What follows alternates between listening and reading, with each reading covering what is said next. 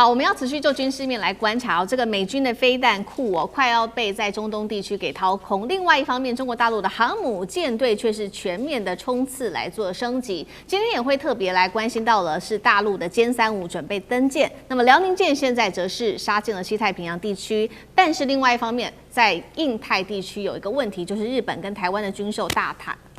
關。我們接下來要觀察到的是印太是否進入美國來不及，中國已經逼近的新戰爭時代呢？那麼歡迎觀眾朋友在留言區可以跟我們做互動哦。就是說，美國的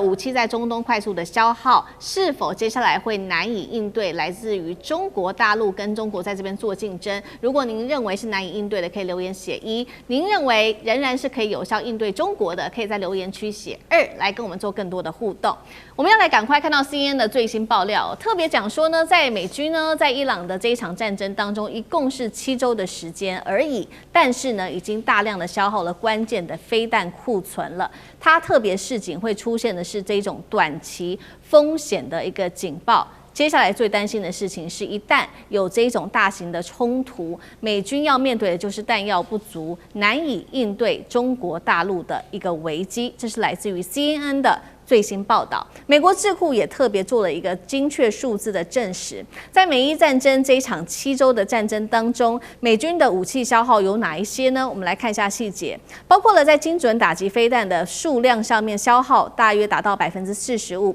其中愛國者飛彈已經消耗了將近是1半的量，薩德飛彈系統也消耗了大約50%。那麼現在預估呢，所有的彈藥大約最長時間得花5年才有可能去補齊了。前防長蓋茲更是再次的痛批說，美國的武器啊，他說他已經說了好多年，甚至在川普总統前任的总統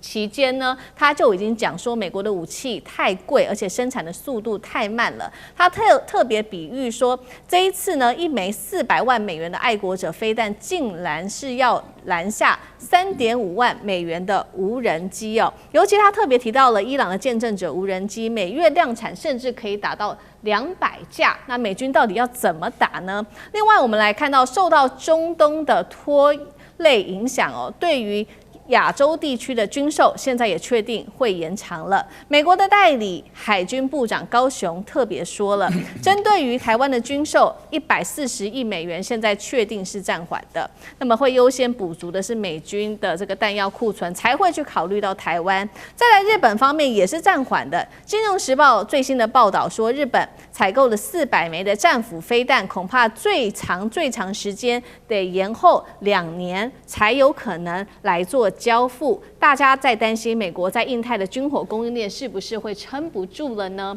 另外，我們要來看到中國大陸在海上這邊，解放軍則是持續的推進。最新消息，遼寧艦航母編隊遠赴西太平洋演訓，大家也在關注說，那有關於殲35呢，是否可能在上面包括了華耀型航母能夠順利的起降呢？另外，可以在中國的現役3艘的航母上靈活的做部署嗎？大家也都在持續的做關心。那麼根據監控，包括了解放軍的054B 也護航了091型的補給艦，出現在包括了這個穿越沖繩與宮古島間的海域，在第一島鏈持續的對日本各國施壓。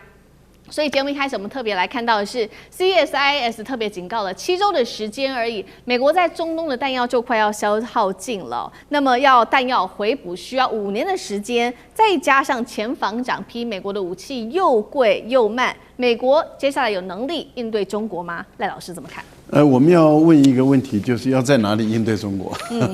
我覺得美國要先回答這個問題啊，也就是說，如果美國是要去侵略中國大陸，要在中國大陸的周邊來進行戰爭，不管在東海或者南海，要跟中國大陸的本土的軍力啊，解放軍來進行戰爭，其實我們根本不用專業知識，用常識就可以推理得出來，美國毫無勝算，沒有贏的任何可能性。這個最主要的就是您看看，連伊朗這樣的一個國家，伊朗跟中國是沒辦法相比的。不管在國防工業的研發、自我研發、制造能力，那不是一個量級，也不是一個世代差啊，它是原始的跟跟現代的之間的差別，是那差別太大了。所以美國如果說我今天要把軍力投到這個亞洲這個地方來跟中國大陸交戰，不管使用韓國的軍事基地，或是日本的啊，甚至台灣的，或者是菲律賓的，美國都沒有任何勝算。美國自己很早就都知道了，陸面基地的沒有勝算。為什麼？因為全部都是在中國大陸的導彈的涵蓋的範圍內，所以沒有倖存的機會。那另外我們就講說，在海上的交戰，你航母戰鬥群推不進來，因為美國自己也算過啊，中國的區域拒止的能力使美國在海上之間，它的航母的這種海上基地、海上空軍基地的投擲根本靠近不了2500公里，更不用講說1500公里。那你想，不到1500公里，連1500都靠不進去的時候，它的艦載機毫無作用，是因為艦載機的作戰半徑沒有辦法超過1000公里，一般在650公里左右，所以它也推不進去。那些航母沒用，冒險推進來沒有生存的空間。好，所以我覺得，如果說今天講中美之間交戰是在這個區域交戰的話，美國海軍陸戰隊司令在上個禮拜他在國會聽證的時候，他自己都已經說了，沒有第一島鏈，沒有第二島鏈了。他沒有講這兩句話，但他的言下之意是一二島鏈不存在。現在美國是退防到本土了，因為他是這麼說的。他說中國大陸解放軍是完全有能力打擊跟摧毀他的本土的軍事基地，那指的就是在關島、在夏威夷跟在阿拉斯加。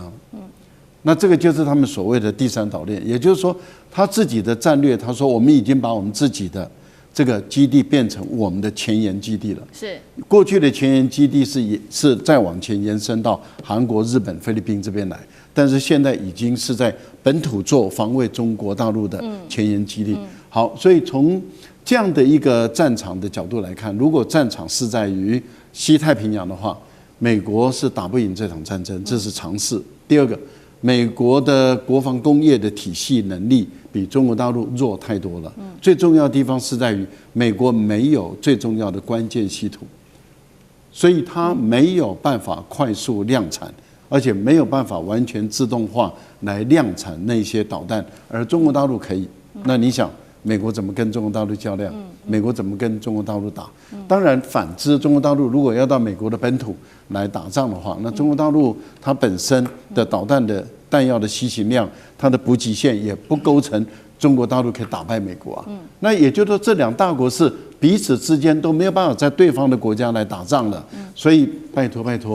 還講說美國協防台灣的，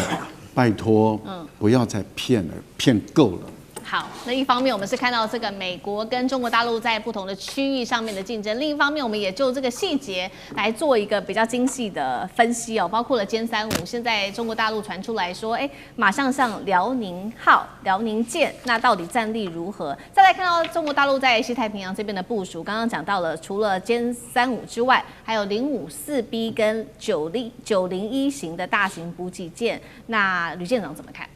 我們來看到前一段時間，大概就是在4天之前，中國大陸特別宣布了有關於遼寧艦的最新動態。那它的動態也就是要進入到西太平洋。那它到西太平洋做什麼科目呢？我們可以從這個央視相關的那個微博上面可以看得很清楚啊。它要做的也就是戰術飛行、實彈射擊、支援掩護以及支援救援的這些，其實海軍一般操演的科目。那其實這個部分呢，也就是我們每一年看到，也大約就是從5月開始，解放軍就開始進行這一些航空母艦打擊群的這一個動作。可是這一次大家會特別重視一個重點呢，也就是殲35的部分，而且這殲35這紅字啊，還不是我標的，這個是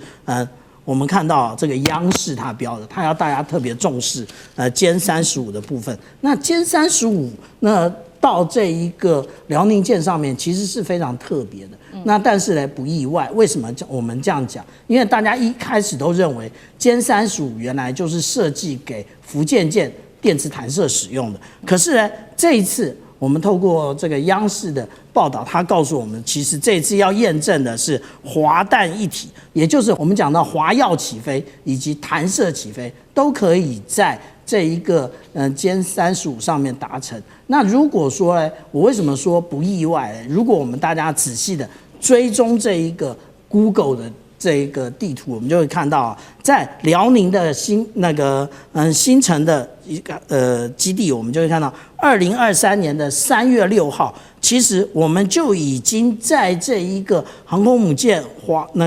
滑跳甲板以及降落甲板這附近，我們已經看到這兩個黃框，它標明的也就是這些戰機的翅膀是可以折疊的，可是它並沒有我們一般所看到的這個潛翼的設計，也就是它是殲35而不是殲15。那另外呢，如果我們更進一步的話，我們就會看到，在這個遼寧艦它在服役的時候，也就是在2024年，這是它完成了中期的這一個入屋型的場級維修之後，那我們就會看到，其實它的甲板後方這一架戰機，那當然從這個角度大家看不清楚，可是從這一個角度大家就會看得非常清楚，也就是它就是殲35。所以殲35的設計一開始就是要滑彈一體的，它而不是說它只是給電磁彈射使用。那至於說我們講到說这個901這個綜合補給艦，也就是呼倫湖號跟這一個054B 洛河號，那他們為什麼先一步穿越宫古海峽進入東部海域？因為現在解放軍在演練的，也就是它雖然是一個我們講到這一個遼寧艦打擊群，但是呢，它會有其他的編隊從其他的我們例如說看到宮古海峽這一個部分來，或者是台灣東部的這個水道直接匯合，而不會成為一個大編隊的時候一起出發，然後也就是讓無論是日本或者是台灣難以掌握那個解放軍真正的目的是在做什麼。好，那我們一方面也看到在西太平洋這邊的一個對峙哦，那我們也看到說，那美國呢？美國我們剛剛特別提到了嘛，它在中東的彈藥已經消耗盡了幾乎見底，現在是連台日的軍售都卡關了，還有能力來應對中國嗎？那楊老師又怎麼看？是啊，我們剛才詩敏也提到，美國在這一次對伊朗的戰爭當中啊，3款最重要的飛彈，也就是標準3或標準6型，以及愛國者飛彈，還有薩德飛彈。其實都消耗大概至少1/3，有的甚至消耗到1半的庫存。愛國者飛彈消耗了1/3，打了1000枚，好，它總共就是3100枚。对。然後呢，薩德飛彈呢，那更是打了200枚，大概消耗掉1半。那同時標準3、標準6也是同樣的這個情況。那因此，他現在要趕快提升它的庫存，就延遲了它對歐洲國家、對日本的戰斧飛彈，就是說本來都已經是要延遲了，現在更明確講要再多延遲2年啊。然後呢，對台灣的軍售，當然也所謂的依據海軍代理部長高雄的說法，我查了一下，他真的叫高雄，但是越南裔的，那就越南裔，對，他叫高雄。那倒不是因為他叫高雄，所以他要他講對台軍售了哈。那但是因為他是川普的圈內人，在國防部裡面，所以即使他是海軍代理部長，其實跟軍售是無關的。但是也讓他剛好那一天，就因為他要出席美國參議院的聽證會，就透過這個方式，把它講出來，就是整個這個1400億延後。那至於延後多久也不知道。好，所以這是就是說，他的對伊朗戰爭造成的彈藥的拖延。那現在美國還能不能夠再去打2場戰爭？通常美國大戰略都是這樣，它能夠同時面對2場區域戰爭，但美國實際上沒有真的打過2場大型的區域戰爭。但是它的火力、它的彈藥、它的部署是可以做得到。那可是呢，你打2場戰爭是一個戰略上的錯誤。現在啊，我覺得他再去打1場區域的戰爭，可能都做不到了，因為他的彈藥庫已經這個就是剩下1半，甚至更少。那同時呢，他在這個區域的影響力、盟國的配合能力都在減弱。因為當你不夠強的時候，我為什麼要來幫助你？那所以這些都是一個問題。那至於說是否能夠嚇阻中國，剛才賴教授幾個就講得很重點啊。我就用一個最簡單的數字來顯現了。現在叫做5500加1000對抗5000。那俄羅斯有5500枚核子彈頭啊，中國大陸大概有600到1000呢，然後美國有5000呢。所以為什麼中俄之間在4天之後要舉行川普習會之後要舉行普習會？在一個大國的權力重組過程當中，各位一定要了解這個核武嚇阻的核心關鍵重要性。中國大陸雖然有600到1000，而且它的這個長程投射能力也很強，但是呢，